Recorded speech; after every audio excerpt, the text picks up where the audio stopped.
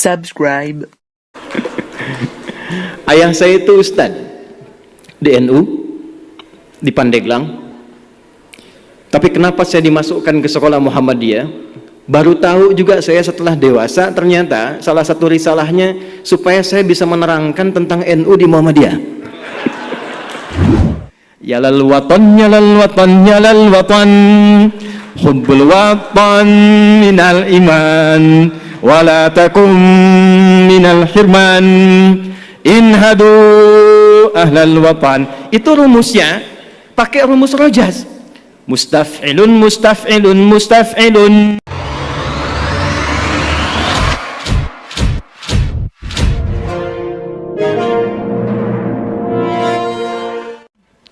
Assalamualaikum warahmatullahi wabarakatuh.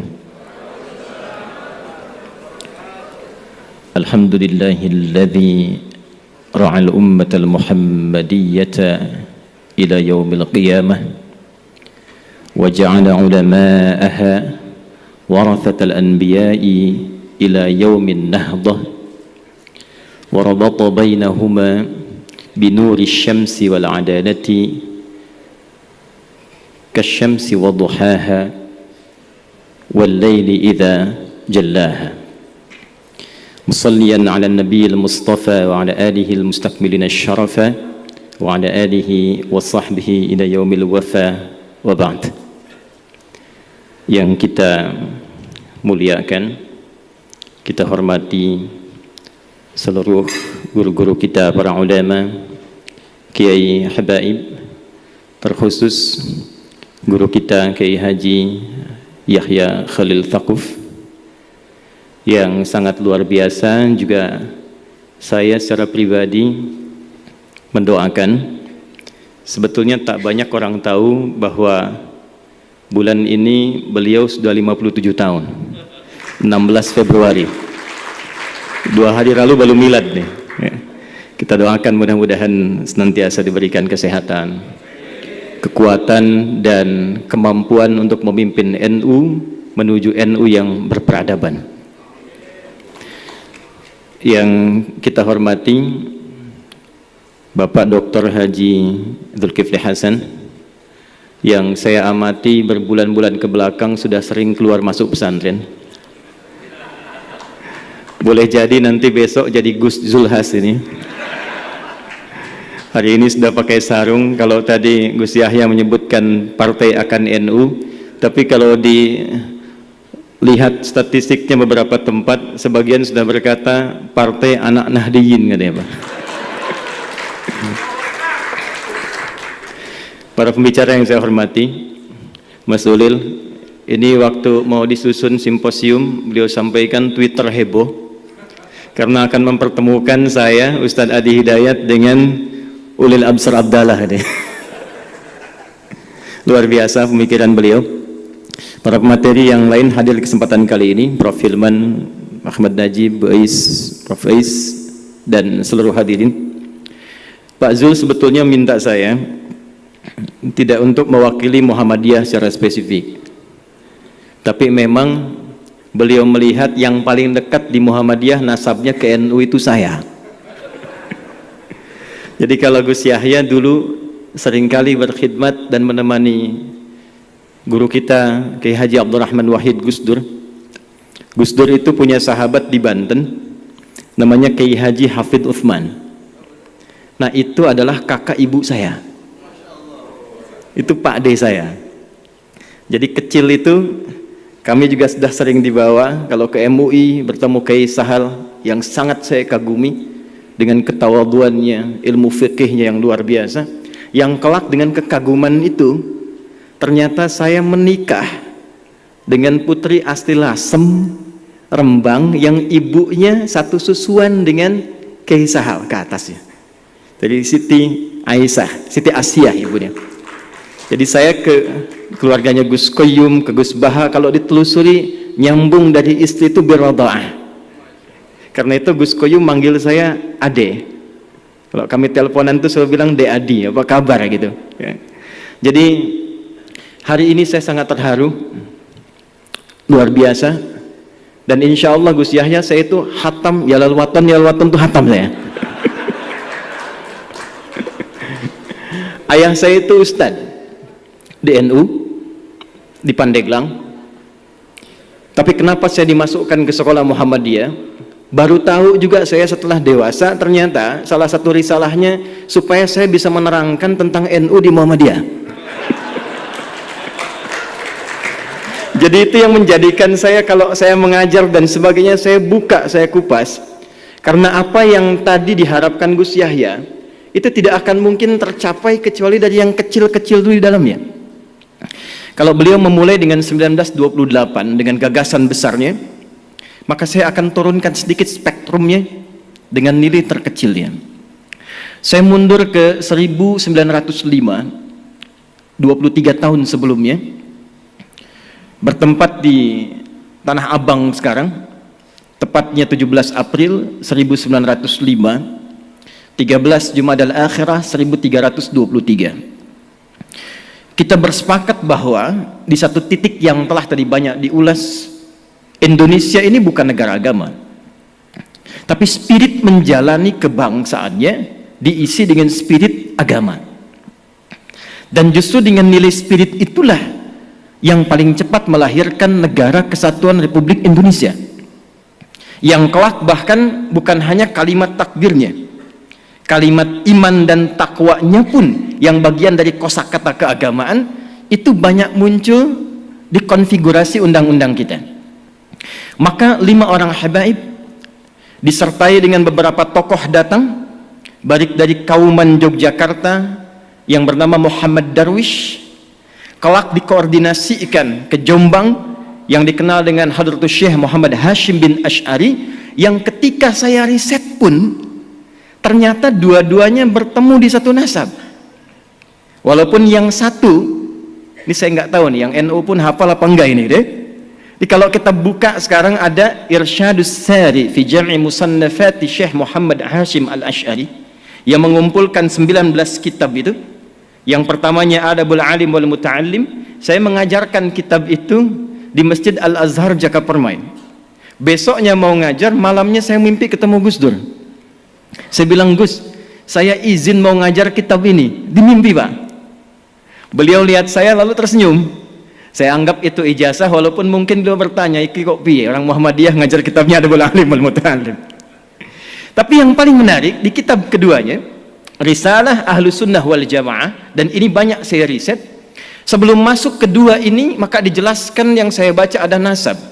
Huwa Muhammad Hashim bin Asy'ari bin Abdul Wahid bin Abdul Halim Al-Ma'ruf bi Pangeran Benawa bin Abdurrahman Al-Mulaqab bi Joko Tingkir ay Sultan Hadiwijaya bin Abdul Aziz bin Abdul Fattah bin Abdullah Walid Raden Ainul Yaqin Al-Ma'ruf bi Maulana Ishaq, yang dikenal dengan bapaknya Sunan Giri.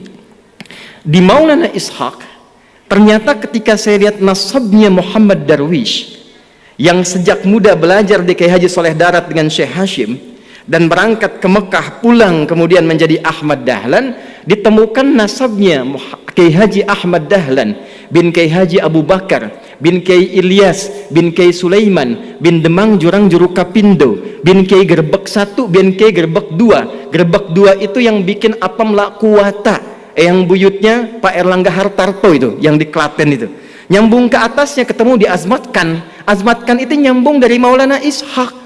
Baru nanti ke atasnya Zainal Abidin, ke Al-Husain, ke Al-Hasan, ke Ali bin Abi Thalib, suami Fatimah Az-Zahra bintu Muhammad sallallahu alaihi wasallam, bin Abdullah bin Abdul Muttalib bin Hashim bin Abdul Manaf bin Qusay bin Murrah bin Kilab bin Ka'ab bin Ghalib bin Fihir bin Malik bin Nadar bin Kinana bin Khuzaimah bin Mudrikah bin Ilyas bin Nizar bin Mudar bin Ma'ad bin Adnan bin Addi bin Adri bin Muqawwam bin Nahur bin Tarikh bin Ya'rub bin Yasjub bin Nabit bin Ismail alaihi salam bin Ibrahim alaihi salam bin Azar atau bin Nahur bin Abir bin Kinan bin Arfakhshad bin Sam bin Nuh alaihi salam bin Matushalah bin Kinan bin Anwas bin Thith bin Adam alaihi salam.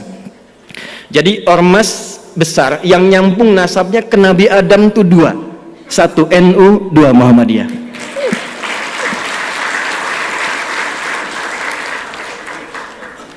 Dan yang paling menarik, itu risalahnya saya temukan selalu saling melengkapi. Dan justru dengan melengkapi itulah kemudian berwujud ke depan Negara Kesatuan Republik Indonesia. Yang nilai-nilai keagamaannya dituangkan dalam undang-undang. Kita sejak pembukaan preambul itu, kalimat pertamanya yang muncul, atas berkat rahmat Allah yang Maha Kuasa. Dan dengan didorongkan oleh keinginan luhur. Jadi memang keinginan luhur itu sudah banyak, tapi karena berkat dan rahmat Allahnya belum turun seketika, belum dapat kemerdekaan. Kapan berkat rahmat Allah yang Maha Kuasa itu turun? Ternyata ketika semua stakeholder ulamanya itu bisa duduk, dan kejeniusan mereka yang sangat luar biasa, bukan hanya pakar di bidang agama, tapi juga pakar di bidang tata negara, konstitusi. Itu Mbah Hashim tuh, itu saya sampai pelajari hampir semua disiplin ilmu hadis ada sanadnya, Pak. Bu. Karena itu wajar ulama-ulama kita yang di NU, di Muhammadiyah, karena hafal kitab-kitab hadis dengan isinya, maka semua kurikulum kehidupan di kitab hadis itu ditempatkan sesuai dengan tupoksinya. Saya sayangkan anak-anak kita sekarang kalau ngaji hadis, hafal 1, hafal 2, hafal 3, selesai. Dulu orang mengaji, kurikulumnya diterapkan dalam kehidupan karena tidak disusun kitab hadis ini kecuali berurutan secara tematik yang membentuk kurikulum kehidupan. Imam Al-Bukhari 97 topik menyebut kitabnya dengan Al-Jami', Al-Jami' As-Sahih Al-Musnad Al-Mukhtasar min umuri Rasulullah sallallahu alaihi wasallam wa sunanihi wa ayyamihi. Ini kitab saya isinya tematik komprehensif, 97 topik berisi panduan dari Nabi, dari kesehariannya sampai tuntunan berkehidupan. Imam Muslim membuat 54 topik diberi nama dengan sama Al-Jami'. Dan di topik ke-33 itu didapatkan Kitabul Imarah, kitab kelola tata negara. Itu khatamnya bab tentang tata negara itu menjadikan mereka bisa bertemu bukan hanya di tatanan praktikal fikih. Kitabul Buyu', siapa saudagar-saudagar yang ada pada saat itu? Yang Muhammadiyah mana? Yang NU mana? Dipertemukan dengan syarikat dagang Islam, mensuplai perjuangan kemerdekaan, maka semua support terkait dengan materi datangnya ternyata dari saudagar-saudagar yang dinilaikan, diberikan motivasi nilai keagamaan. Saya 2 bulan lalu ada di Amerika. Ketika ke Washington, saya masuk ke kedutaan, saya tanya, ini gedung kok megah sekali? Bagaimana sejarahnya? Ustadz, ini gedung hasil khusus penunjukan Bung Karno yang membawa saudagar-saudagar muslim yang tadinya membeli tanah akan dibeli di depan kedutaan Belanda yang kecil. Bung Karno ingin beli yang lebih luas untuk menunjukkan ini Indonesia sudah hebat. Tapi ketika melihat tempat ini lebih strategis, maka dimintalah oleh Bung Karno saudagar-saudagar itu mengumpulkan uang tunai sebanyak $350.000 pada saat itu, sehingga bisa membayar gedung itu tunai, diskon dari yang $1.500.000. $1.500.000. Ternyata gedung megah yang urutan ke-14 ikonik di Amerika itu ternyata dihasilkan dari hasil sinergitas semua saudagar-saudagar, yang semua saudagar ini keluar untuk berkhidmat, dihasilkan dari rekonsiliasi dan pertemuan semua ulama itu. Jadi saya bisa menggambarkan saat ini, dan saya sangat terharu sekali lagi, kalaulah abad kedua Nahdlatul Ulama ini bisa kita sandingkan secara yang bersamaan dengan menyatukan semua potensi kekuatan di Muhammadiyah, Nahdlatul Ulama, dengan satu visi kemanusiaan yang tadi beliau sampaikan, tapi dimulai dari Indonesia, membangun Indonesia dari persatuan Muhammadiyah dan NU untuk menginspirasi dunia membangun peradaban. Saya punya keyakinan itu. Dan mohon izin, barangkali karena kami passionnya di fikih, saya, Gus Baha, Gus Koyum, dan yang lainnya, mungkin saya akan lebih banyak merekatkan di bidang itu. Karena problemnya begini, saya punya murid di Tripoli, saya minta mengajar ke Madura. Ditanya ke Madura, berapa jumlah umat Islamnya di sini? Dijawab di sana, alhamdulillah Pak, di sini 95% Islam. Sisanya apa? Muhammadiyah katanya. Jadi rupanya Gus Yahya di sebagian tempat di Madura itu NU itu sudah agama gitu. 2010 Prof. Hilman, saya tugas di Mekah. Begitu saya tugas, mau masuk waktu Isya, sedang mau sholat, takbir. Imamnya Syekh Sudes, begitu takbir, dia karena Hambali, baca basmalahnya silent, langsung dia baca Alhamdulillahi Rabbil Alamin. Itu komentar pertama jamaah samping saya, iki imamnya Muhammadiyah atau ya? Muhammadiyah cabang Masjidil Haram, mana bayangkan. Lalu saya bermula kembali melihat, ternyata dulu hubungan Kiai Dahlan dengan Kiai Haji Muhammad Hashimin Asy'ari Hadratus Syekh itu tak ada masalah di fikih, di akidah pun tak ada masalah. Problemnya muncul kemudian karena ada irisan-irisan yang sesungguhnya tak ada kaitan langsung dengan fikih. Saya ambil contoh begini misalnya, masalah tahlilan tadi, kan bedanya NU dengan Muhammadiyah cuma di harokat saja kan.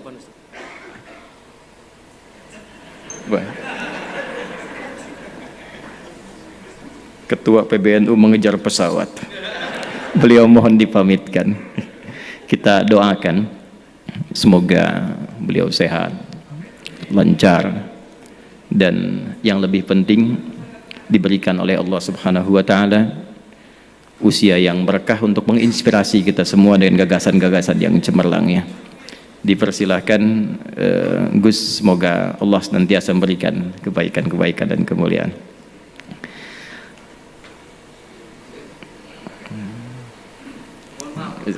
Khair insyaallah.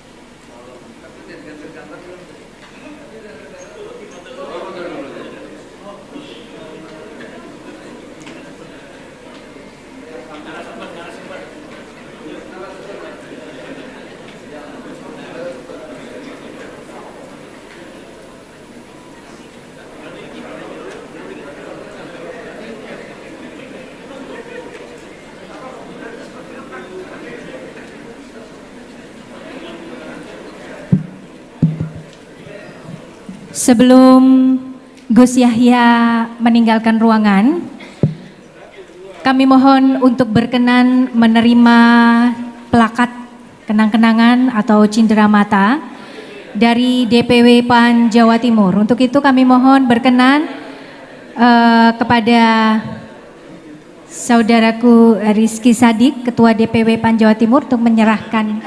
Oh ya, baik. Dan sebelum berpisah, kami perkenankan kepada para tokoh hari ini untuk berfoto bersama terlebih dahulu.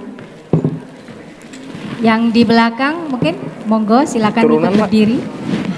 Turun, 1, 2, 1, 2. Turunan Pak, kameranya turun Pak, kameranya.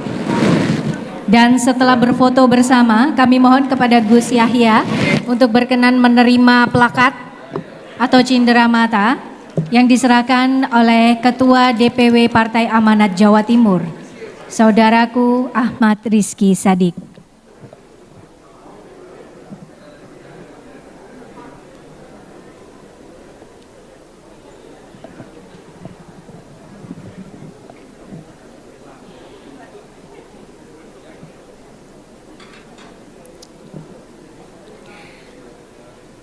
Sekali lagi kita beri aplaus yang meriah untuk Ketua PBNU kita Gus Yahya.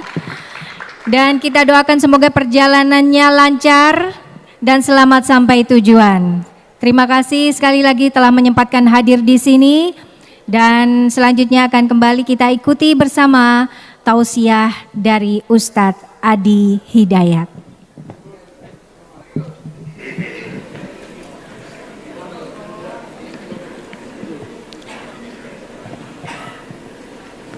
Baik,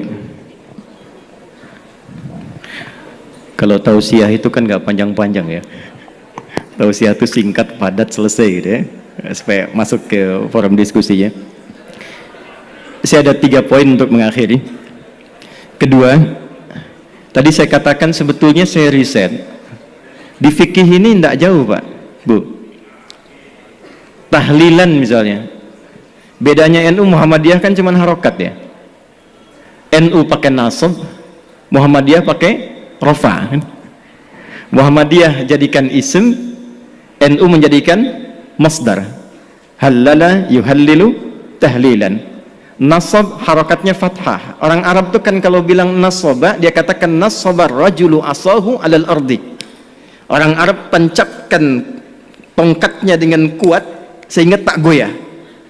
Harokatnya fathah membuka sesuatu. Jadi kalau tahlilnya menggunakan metode NU, tahlilannya mayatnya jadi jenazah, masuk sudah ke alam kubur, nasaba, lalu untuk memberikan Fatihah dan turunannya dibuka, kemudian menggunakan skema tahlilan. Muhammadiyah cuma pakai rofa. Rofa pas ditarik, ya ayyatuhan nafsul mutmainnah. Makanya Muhammadiyah menggunakan rofa tahlilun, NU menggunakan nasab tahlilan. Dan ternyata Kiai Haji Ahmad Dahlan tuh nggak pernah nyual itu, nggak pernah nyual. Dan saya telusuri di konfigurasi hukumnya itu, ternyata persoalannya bukan fikihnya.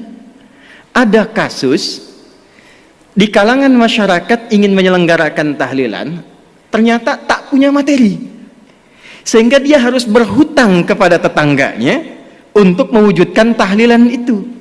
Maka keluarlah pertimbangan, kalau tak punya uang jangan dipaksakan sehingga berhutang. Bukan masalah tahlilannya, cuman memang babnya belum selesai. Kalau memang tak punya uang, kenapa Anda tak pinjami atau berikan saja? Kan tuntas babnya gitu ya. Jadi saya kira ada turunan-turunan informasi yang dari atas itu, yang di kalangan elit sudah selesai, ke bawahnya itu tak sama. Kunut misalnya, di Muhammadiyah itu nggak mempersoalkan kunut. Saya belum pernah temukan ada orang Muhammadiyah di Majelis Tarjih menfatwakan kunut bid'ah, tak ada. Kecuali Wahabi. Ya, kecuali Wahabi. Tak pernah saya temukan. Bahkan fatwanya yang terjadi ketika ada imamnya kunut, yang di belakang mengaminkan. Ketika imam di depan pun tak kunut, yang di belakang tak usah sujud sahwi. Jadi tataran konsep di atas itu sudah selesai. Nah, apa yang menyebabkan ke bawah itu tidak tuntas kemudian? Ya, informasi-informasi ini saya kira belum tampilnya dan disemarakkannya dakwah-dakwah seperti Gus Bah, Gus Koyum. Di Muhammadiyah ada kami, ada teman-teman yang lain. Nah, saya mungkin sarankan di semua turunan ke PWM, PWNU sampai yang ke bawah, itu yang difasilitasi untuk muncul. Karena problemnya di luar negeri itu antara faqih, alim, mufti, muballigh, da'i, itu jelas. Saya usia 26 tahun, di Libya diangkat jadi amin khutbah. Boleh menentukan siapa yang khatib. Teman-teman saya yang ngaji sama saya sekarang jadi kiai semua tuh. Kiai Muhammad Imam Sofwan Yahya, menantunya Kiai Aqil Siraj. Itu teman seangkatan saya di Tripoli, ngaji bahasanya dengan saya. Kiai Nurul A'la, Pati. Kemudian ada lagi Kiai Anas Mas'udi, Kiai Muhammad Syamsuddin yang di Madura, yang duduknya kemarin dengan Gus Kautsar di Muktamar Satu Abad NU. Kemudian ada Kiai lagi yang dari Pati, Solah Ulaya. Kemudian ada lagi Tian Kamaluddin. Itu teman-teman kita. Pulang dari Tripoli, kita satu generasi membangun kesepahaman, itu kalau dakwah semua sampai. Nah, saya kira yang terakhir yang ingin saya akhiri, saya pikir sudah saatnya sekarang kita tidak berbicara lagi dalam konteks perbedaan NU Muhammadiyah dalam tatanan yang disepakati, tapi sekarang babnya adalah bagaimana membangun persaudaraan yang menyinergikan, sehingga gagasan-gagasan besar yang disampaikan oleh Gus Yahya tadi di depan, membangun peradaban, membangun kemanusiaan, saya kira bisa diinisiasi di bumi pertiwi ini melalui penyatuan dan sinergitas NU dan Muhammadiyah. Ya, tentu nggak akan sama semuanya. Bab rumah sakit Muhammadiyah, bab kampus Muhammadiyah. Jadi pernah ada yang tanya berapa jumlah kampus Muhammadiyah? 157 kepada Kiai Hasyim Muzadi. Kenapa di NU nggak ada kampusnya? Kata Kiai Hasyim, santai saja. Ya, selain yang Muhammadiyah punya NU semua itu. Jadi jangan khawatir, insya Allah kalau ada yang di NU masuk Muhammadiyah nggak akan jadi Muhammadiyah. Yang di Muhammadiyah bisa sekolah ke NU. Kalau semua kita saling mengisi, Besok-besok insya Allah yang satu lalaran alfiyah, yang satu CDEF GABC. Yang ini kalamuna lafdun mufidun kastaqim wasmun wa fi'lun thumma harfunil kalim wahiduhu kalimatun wal qawlu am wa kalimatun biha kalamun qad yu'am bil jarri wat tanwini wan nida wa al musnadin lismi tamizun hasal bita fa'alti atat wa ya if'ali wa nunik balana ifmun yamjali. Yang ini CDEF GABC, GABC DFIS G, DFIS G ABCIS D, ABCIS D FIS GIS A, FIS GIS ABCIS DIS E, BCIS DIS F FIS GIS AIS B, FIS GIS AIS B, CIS DIS AIS FIS, CIS DIS AIS FIS GIS AIS BIS CIS.